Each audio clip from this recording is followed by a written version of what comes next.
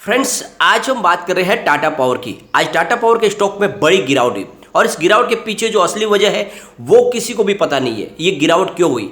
काफ़ी लोग कह रहे हैं कि जो इन्होंने जो डील की है उस डील की जो वैल्यूएशन निकाली गई है वो बहुत ही कम है और इस वजह से ये गिरावट हुई। लेकिन इसकी असली वजह कुछ और है जिसको हम डिस्कस करेंगे इस वीडियो के माध्यम से कि वाकई में इतनी बड़ी गिरावट क्यों हुई और क्या गिरावट आगे भी जारी रहने वाली है या फिर तेजी आएगी। क्या स्टॉक इस समय निवेश के लिए अच्छा बन रहा है या फिर हमें माल अभी बेच देना चाहिए? जिस तरह से शानदार तेजी बनी है, क्या आने वाले समय में बड़ी गिरावट होगी?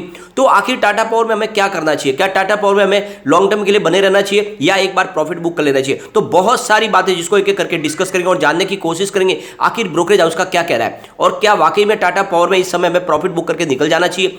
और जिस तरह से बाजार में गिरावट जारी है, क्या ये और चलने वाली है या फिर बाजार में फिर से तेजी आ सकती है? सारी बातों को जानेंगे इस वीडियो के माध्यम से। लेकिन फ्रेंड, उससे पहले अगर आप पहली बार हमारे चैनल पे आए तो चैनल को सब्सक्राइब कर दीजिए, एक बेल आइकॉन दबा दीजिए ताकि जब भी नया वीडियो बने पहला नोटिफिकेशन आपको मिले। वीडियो पसंद आए तो लाइक शेयर जरूर कीजिए। चलो फ्रेंड, वीडियो स्टार्ट करते हैं। मैं हूं आपका दोस्त एसबी दवे और हमारे अपने चैनल ऑनलाइन कमाई में आपका बहुत बहुत स्वागत है।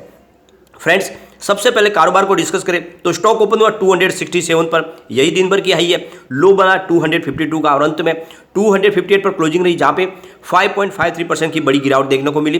फ्रेंड्स, इसकी परफॉर्मेंस अगर देखें तो 8 मई 2020 को ये मात्र 28 पर था, यानी काफ़ी अच्छा ये रिटर्न दे चुका है। 28 रुपये का स्टॉक फिलहाल 258 पर है, तो बहुत ही शानदार रिटर्न है 2 साल में।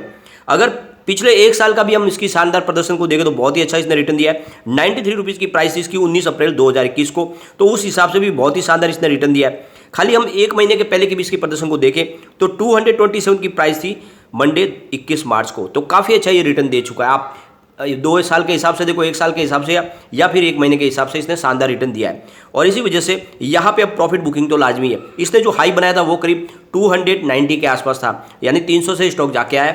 अब यहाँ पे प्रॉफिट बुकिंग हुई है, बहुत बड़ी प्रॉफिट बुकिंग की गई है किसी बड़े फंड हाउस ने, जिसके आंकड़े हम आज आगे डिस्कस करेंगे, जिसको आपको भी समझ में आएगा कि वाकई में गिरावट की वजह बनी है बड़े फंड हाउस की बड़ी बिकवाली, और ये थी एक्चुअल में प्योरली प्रॉफिट बुकिंग।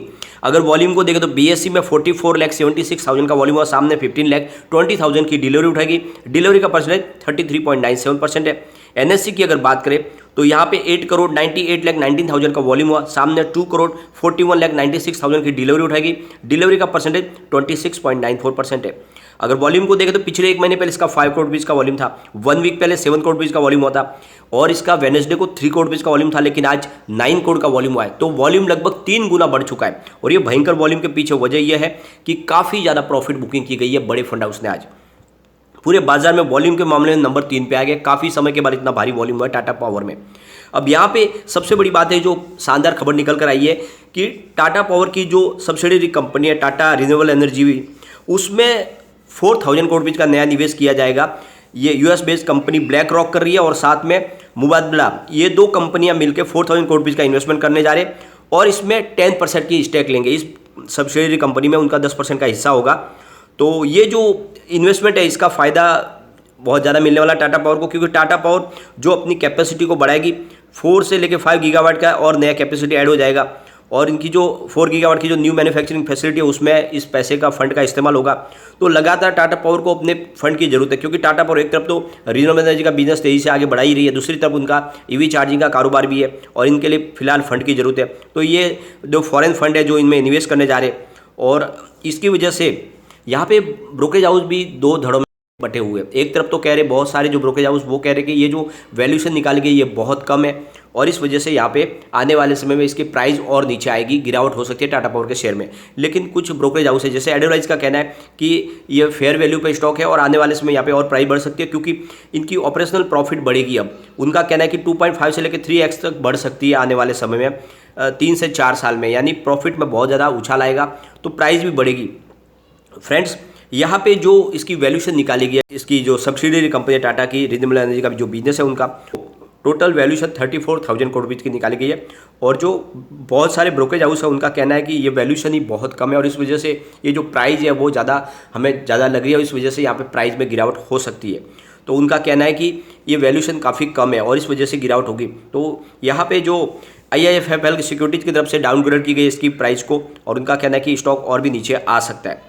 लेकिन फ्रेंड्स, सबसे बड़ी बात है कि आज आप निफ्टी एनर्जी में तेजी थी बाजार में 28,423 का स्तर हमने देखा, करीब 0.81% की शानदार तेजी थी। उसके बावजूद भी टाटा पावर में बहुत बड़ी गिरावट हुई और इसके पीछे वजह बनी है बाजार में बड़ी गिरावट। यानी आज सेंसेक्स में 57,166 पर क्लोजिंग रही, 1,172 पॉइंट की बड़ी गिरावट हुई, यानी 2.01% बाजार गिरा।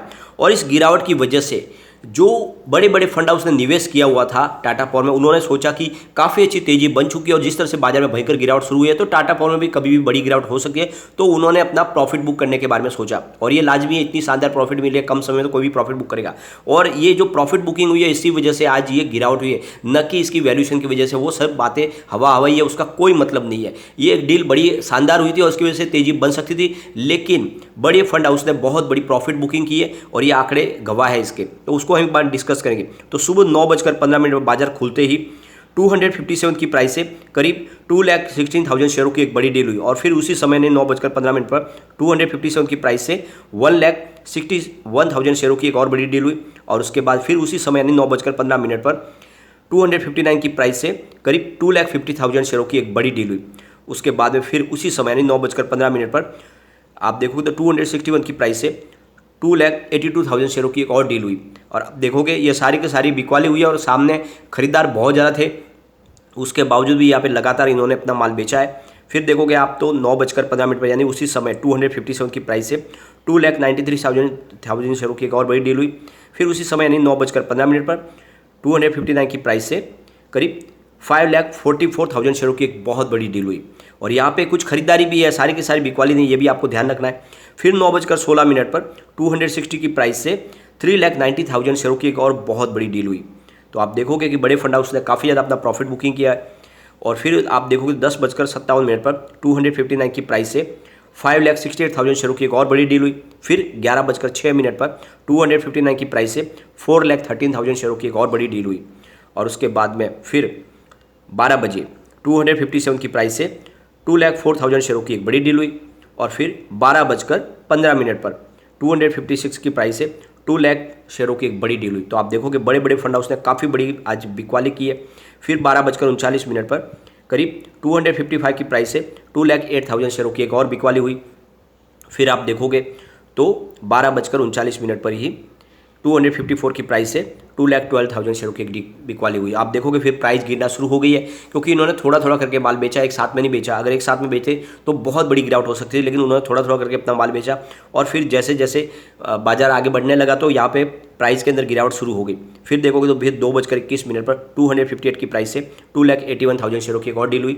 तो आज आपके सामने बात ये बिल्कुल क्लियर हो चुकी है कि आज बड़े फंड हाउस ने काफ़ी बड़ी बिकवाली की है और इसी वजह से जो वॉल्यूम है वो 3 गुना बढ़ा है और इस बिकवाली की वजह से ही यहाँ पे हमें गिरावट देखने को मिली है, न कि इस गिरावट की वजह वो डील है। डील पॉजिटिव है और इसकी वजह से तेजी बन सकती थी कम से कम 5% की, लेकिन ये जो 5% की गिरावट है ये बड़े फंड हाउस की बड़ी बिकवाली है। तो इसमें आपको चिंता की कोई बात नहीं है।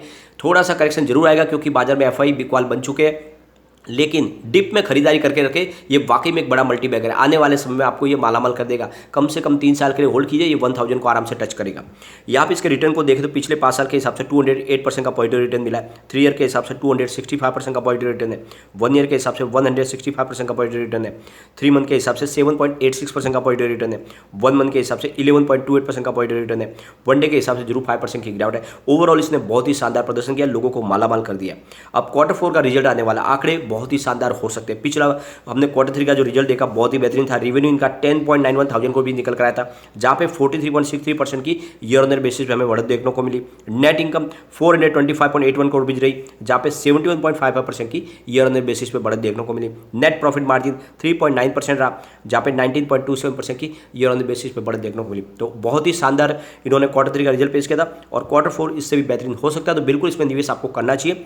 अब आप देखें तो यहाँ पे शॉर्ट टर्म इन्वेस्टर को प्रॉफिट बुक कर लेना चाहिए, बात ध्यान रखें। बाजार में गिरावट की संभावना पूरी बनी हुई है और इसीलिए जो भी शॉर्ट टर्म इन्वेस्टर है उनको एक बार प्रॉफिट बुक कर लेना चाहिए। काफ़ी अच्छा प्रॉफिट मिल रहा है और न तो कम से कम स्टॉप लॉस लगा के आगे चले, ताकि अगर बड़ी गिरावट हो तो आपका सौदा कट जाए और आपको लॉस ना हो। लेकिन लॉन्ग टर्म इन्वेस्टर बिल्कुल बने रहे, आने वाले समय स्टॉक आपको मालामाल कर सकता है। कम्युनिटी सेंटिमेंट स्टॉक के साथ बना हुआ है। 80% बाय की कॉल है, 14% सेल की कॉल है, 6% होल्ड की कॉल है, यानी 100 में से 86% लोग इसको लेना पसंद कर रहे हैं। अब फ्रेंड्स यहाँ पे अगर इसके पिवोट लेवल को एक बार हम देखें तो यहाँ से और गिरावट शुरू होती है तो 270 का फर्स्ट सपोर्ट है। ये सपोर्ट अगर टूट गया तो 267 तक स्टॉक जाएगा और यहाँ पर भी नहीं रुका तो फिर 262 तक जा सकता है। अब पॉजिटिव माहौल बनता है तो 278 का फर्स्ट रेजिस्टेंस है, इसको ब्रेक किया तो 283 की प्राइस देखने को मिलेगी और यहाँ पार हो गई तो फिर तीसरा रेजिस्टेंस इसका 286 का है। अगर ऐसा हो गया तो फिर स्टॉक 300 के पार जा सकता है, लेकिन फिलहाल तो नेगेटिव वातावरण बना हुआ है और गिरावट हो सकती है। तो इसलिए आपको इस समय शॉर्ट टर्म इन्वेस्टर को प्रॉफिट बुक कर लेनी चाहिए, लॉन्ग टर्म इन्वेस्टर को बने रहना है, कोई चिंता वाली बात नहीं है। और ये स्टॉक वाकई में मजबूत है और जिस तरह से इनका कारोबार आगे बढ़ रहा है ये कंपनी आगे जाके कमाल करेगी। और टाटा ग्रुप की ये मजबूत कंपनी है, लगातार रिजल्ट अपना अच्छा पेश कर रही है और सबसे बड़ी बात ये है कि कंपनी का इनका जो परंपरागत ऊर्जा का जो बिजनेस है वो भी बहुत शानदार तरीके से बढ़ रहा है। उसके पीछे वजह है कि इलेक्ट्रिसिटी कंजम्पशन लगातार बढ़ रहा है तो उनके रेवेन्यू में भी बढ़ोतरी हो रही है। साथ में इनका जो ईवी चार्जिंग का बिजनेस और सोलर रूफटॉप का बिजनेस बहुत तेजी से ग्रो करा है। ये कंपनी कमाल करने वाली है, तो निवेश बनाए रखें। लेकिन फ्रेंड, कोई भी इन्वेस्टमेंट करने से पहले अपने फाइनेंशियल एडवाइजर से बारे ले ले या अपना खुद का रिसर्च करें, क्योंकि मैंने वीडियो आपके एजुकेशनल पर्पज के लिए ही बनाया। वीडियो पसंद आए तो लाइक शेयर जरूर कीजिए और चैनल को सब्सक्राइब कर दीजिए। Thank you friend.